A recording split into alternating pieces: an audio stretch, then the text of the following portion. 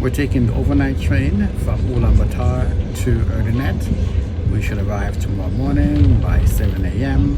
It's a 12-hour ride by train.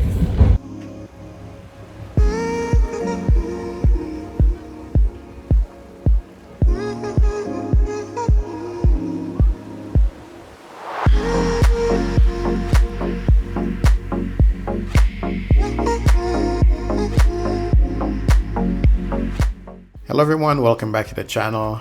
This is Wayne. Byron and myself are going out to Erdenet to see our family. We're taking a train because I understand the roads are not too great right now, but it'll be a 12-hour ride. So I'm going to talk about our trip and this train ride out to Erdenet.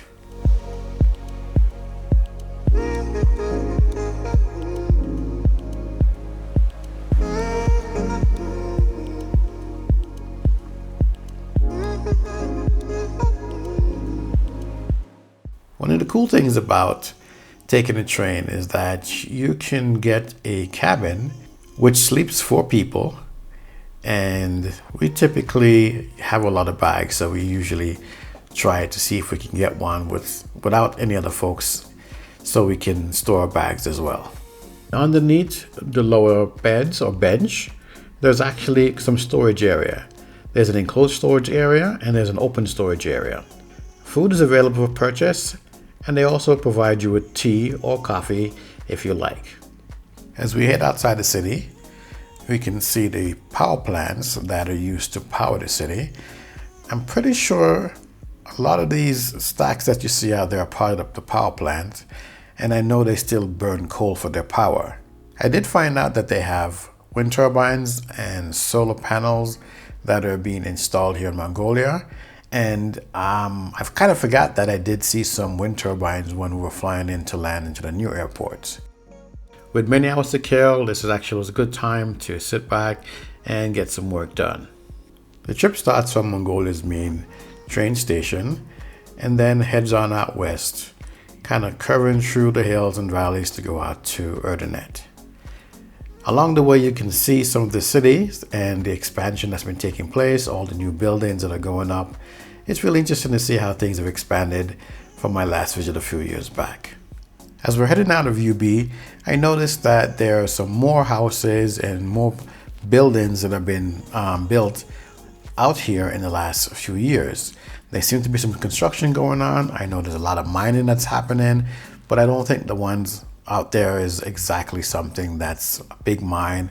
Maybe they're just clearing some land to build some more houses and things out there. But again, this was not here years ago, and it's happening. As we go along, you can see the typical gers along the way, and there are some houses that are being built. This is an expansion of UB as people are moving a little bit further out because the city is getting more and more congested. The train that we took on this trip was actually quite long, much longer than I've ever experienced. And my wife explained that this is due to Nadam. Nadam is their big festival that they have every July, and people are on holiday for about a week, so everyone pretty much heads out to the countryside. So this is why they had to add additional cars to make sure they could accommodate everyone to get them out to all the different stops in between Erdenet.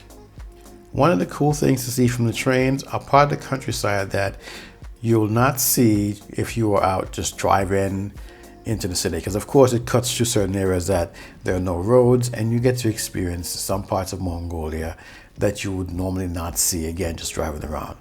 Of course, if you have farmland out there and you're going out there, then certainly you'll be familiar with some of these places, but most people, this is just something we see along the way going or coming back from Erdenet.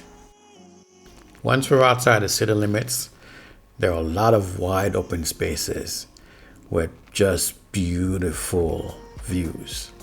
So I snapped a couple photos, and here's a montage of some of what you see out here in the countryside in Mongolia.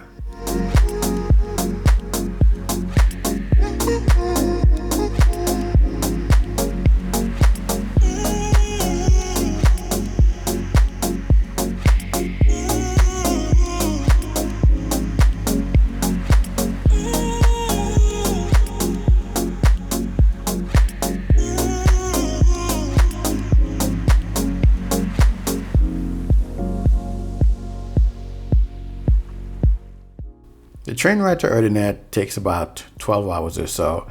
It actually isn't that long, but there's a stop in Darhan, which is about an hour long, which increases the amount of time that it would take if you were just doing it in a straight shot.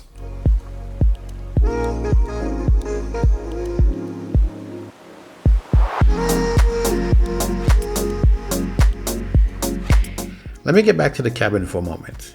At some point during the journey, the staff comes around with sheets and towels and provide them to each cabin so that each passenger has their own. We made our beds and prepared to tuck in for the night. This was actually pretty cool. The blanket that I provide is actually quite heavy and very warm, so it gave some comfort when you are getting ready to sleep as it gets chilly as you get out to certain parts of the countryside.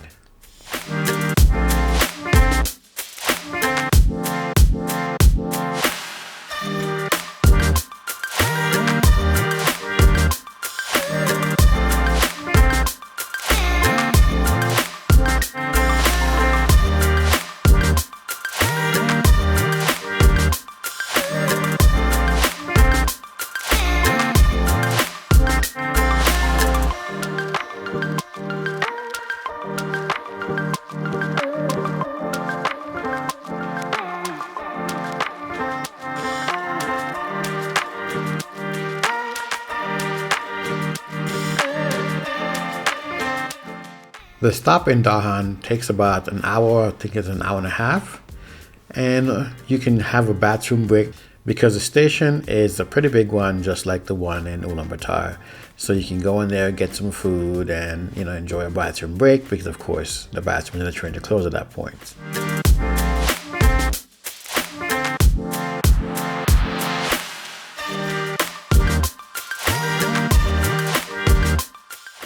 With the rising of the sun in the morning, I got up and decided to snap some more photos and some videos before we got into Erdenet.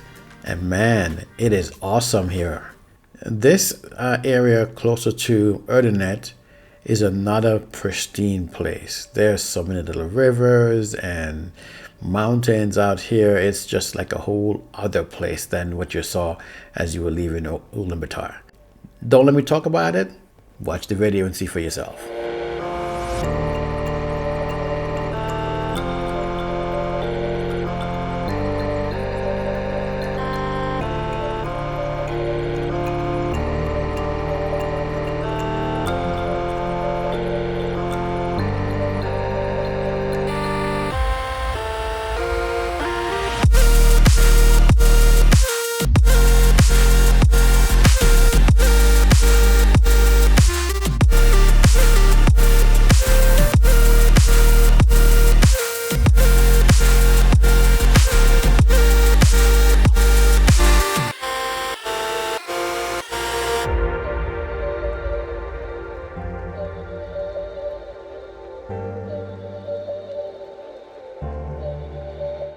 We wrapped up our trip with a slow pulling into the train station, as again, there was a large number of cars on this train. I'm going to end the video here. I'll do another video on Erdenet and Naadam, as I will be attending the Naadam Festival out here in Erdenet. I hope you liked the video and that you'll consider subscribing to the channel. I'll see you in the next one.